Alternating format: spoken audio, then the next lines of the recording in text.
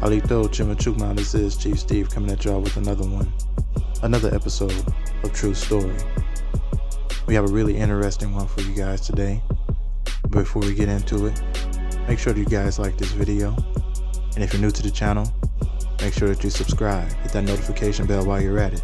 So whenever I drop these bombs, you'll be the first one to grab them. Alright, without further ado, let's get into it. Halito. This is Chief Steve coming at y'all with some breaking news, some big news happening down in Louisiana. A big win for our Nijis down there. I'm not going to stall y'all too long. I'm going to let the news speak for itself. Let's pause for the cause and get to the real. An act of generosity has reunited a small community in South Louisiana with the place sacred to them. But only after an unlikely series of events when a coastal organization set out to recycle oysters to protect a shoreline in Bay Adams.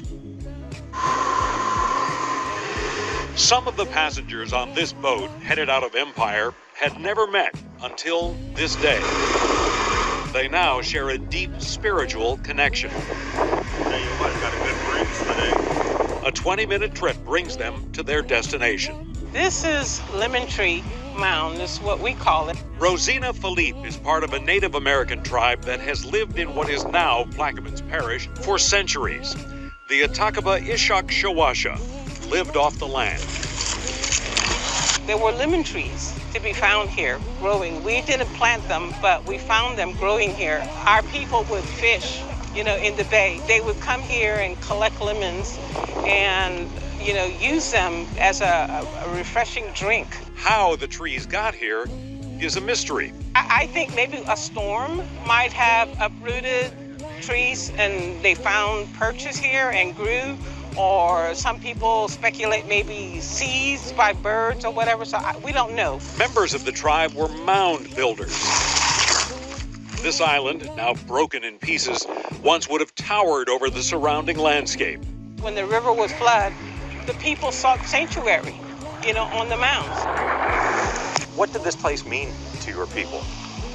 Well, it represents a place of longevity. In these modern times, a marker that their ancestors were in this place. These mounds, have been a part of our landscape for so many centuries, and that they were still here with us. Generations ago, European settlers took control of the land. But like much of South Louisiana, the real estate around the Lemon Tree Mound mostly disappeared as man levied the river and altered the landscape. Our tribe has lost so much land, and we're losing it just about every day. A few years ago, the Coalition to Restore Coastal Louisiana began working with the tribe to protect the shoreline here using recycled oyster shells. That led to a search for whoever held legal title to the land and a surprising discovery. They had discovered that St. Paul's actually owned some property out here, which was news to us. Our records had been lost during Katrina. Turns out a parishioner had willed the Lemon Tree Mound to St. Paul's Episcopal Church in Lakeview in the 1980s. The former rector set out on a mission to learn the history of the land. And recently, the church gave it back to the tribe. We at the Episcopal Church have strong commitments these days to restorative justice and to creation care. Maybe it's been a while in coming, but better late than never. This is a win, I think, for everybody. I think the church is happy about it. Obviously, the tribe is happy about it.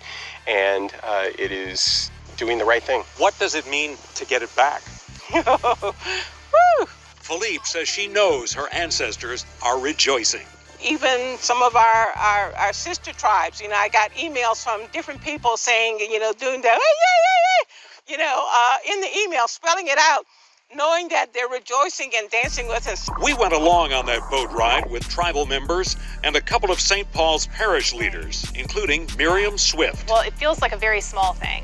I'm glad it feels significant to you because it feels like the very least we could do. Swift says the church never hesitated once it knew the story of the land. We're filled with gratitude, first of all, and we're rejoicing to be connected to the land, to be tied into the land, and, to have the land return to the tribe. It's a rematriation. So connecting the tribe back to Mother Earth is more significant, in that respect. They may think it's a little thing, but to us, it's one of the best things that the church, could ever have done. We're rejoicing. We're so very, very happy. It's so happy to do it. It's a very big thing. There's no longer any evidence of lemon trees here. They're long gone. There are the skeletal remains of a few oak trees. But to the people, this place is sacred.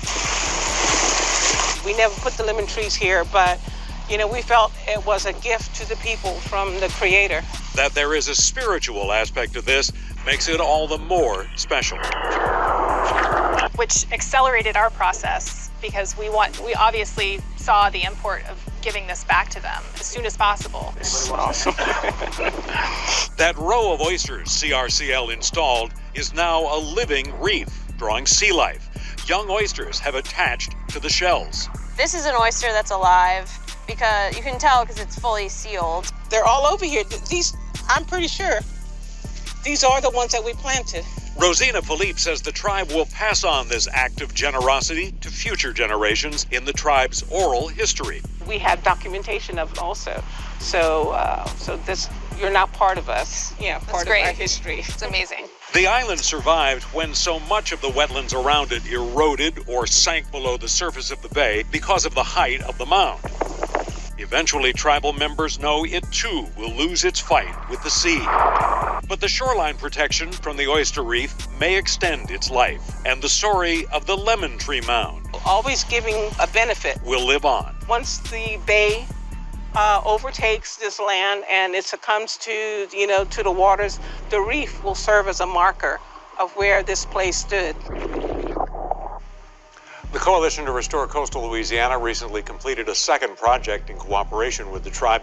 Since the program started 10 years ago, CRCL says it has recycled over 14 million pounds of shell and protected about 8,000 feet of Louisiana shoreline. Steven, is that your new book?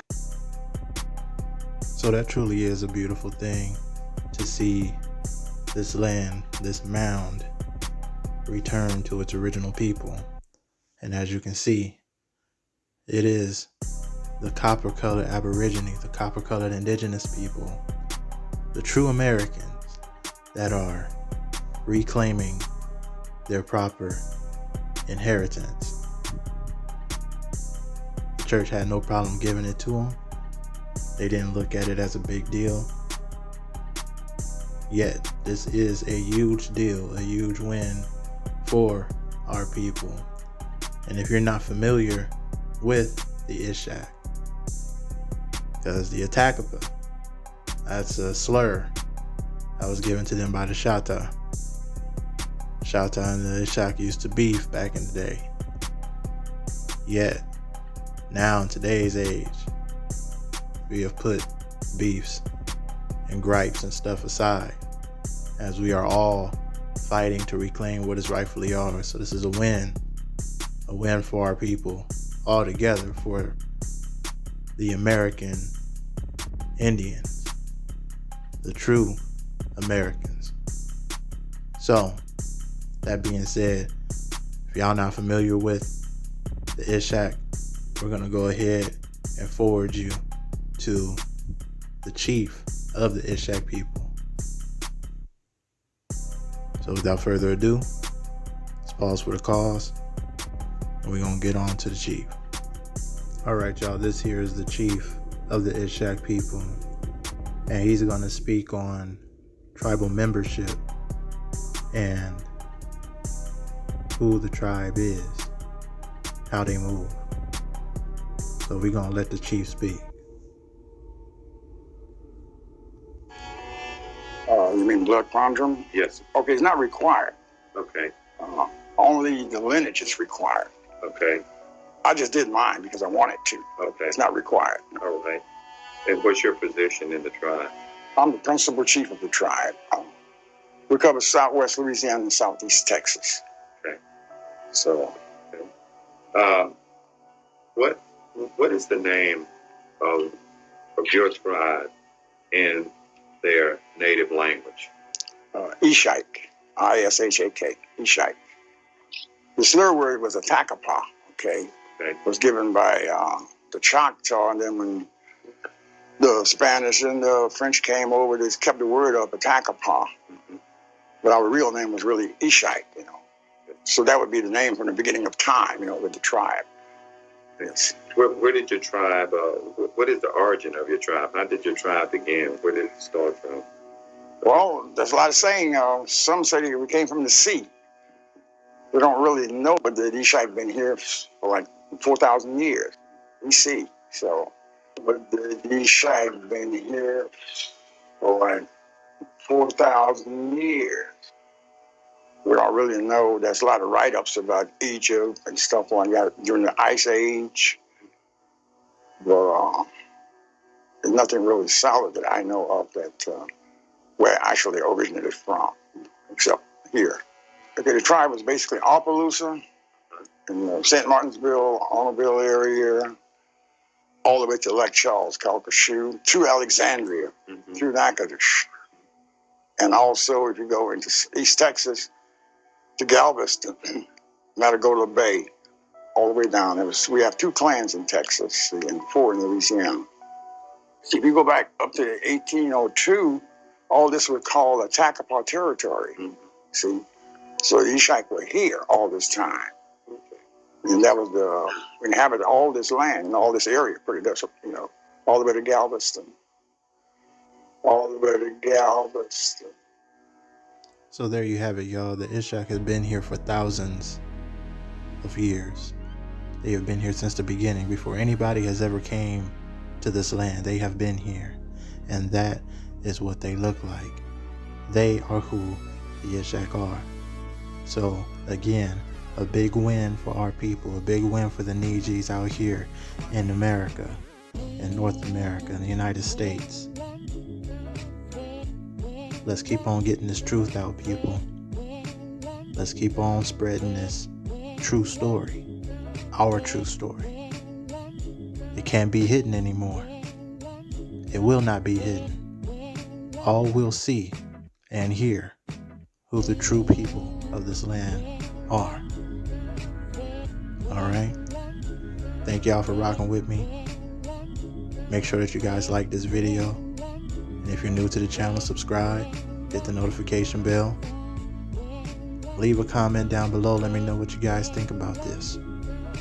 It's a huge win, people. Let's celebrate. I know everybody has their festive dinners and everything coming. Thanksgiving, so-called Thanksgiving. Well, this is something to be thankful for.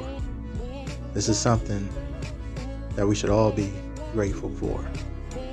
We should be grateful for the energy, the atmosphere, the time that we're living in.